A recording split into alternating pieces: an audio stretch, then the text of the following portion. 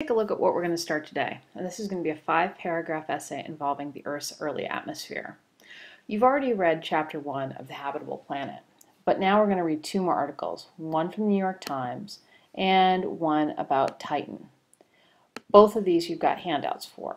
These are copies for you to have. You can take notes in them. You can highlight them. They're for you. Just make sure you put your name, block, and date at the top, so in case we find it, we can get it back to you. What you're going to be working on today is reading these articles and taking some source information from it to use in your essay. This source document is going to be used to write your rough draft, and we'll talk about the rough draft when I get back. But what you're going to start with is this. Find 3 facts that support each paragraph's questions.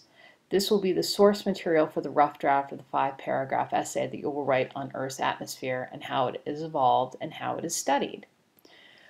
In the final draft, you're going to have to include a parenthetical citation for all your work and a works cited page. We'll work through these when I return. So, paragraph 1. What is early Earth's atmosphere like and how is it different from today's atmosphere? Give specific examples from your reading. You're going to use the source material and multiple sources per paragraph. You're going to get information from Habitable Planet, from the New York Times article, and from the Titan article. All 3 of these are going to help you in writing this. Just so you can remember where you got your information from is using source material. So if you get something from Habitable Planet, write a 1 here. You get something from New York Times, write a 2 here. Or if you get something from Titan, write a 3 here.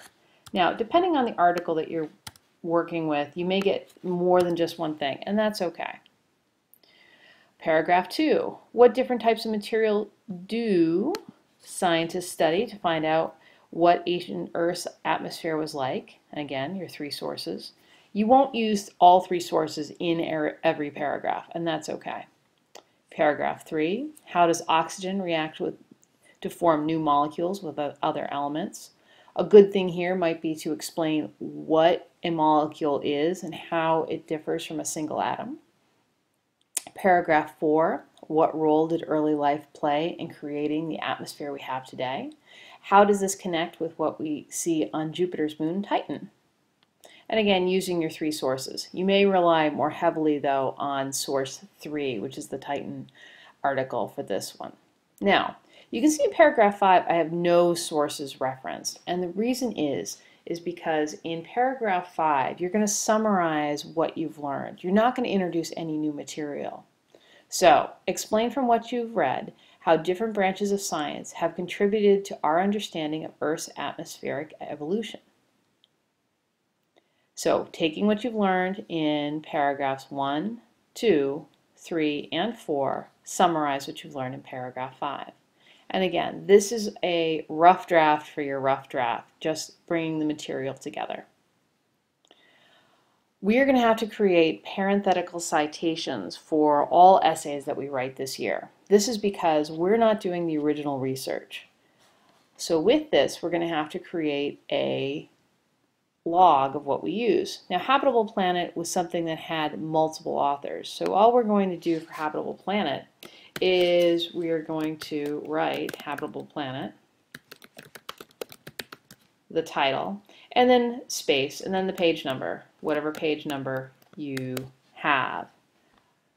New York Times article is written by Zimmer, so we're going to use the last name and whatever page number we got for that. And the Titan reading, again, was an unauthored article, so we're going to use astrobiology space page number, and again, whichever page number you got for that. What you're going to be working on is just this in class today. If you finish it before the end of class, that's fine. You don't have to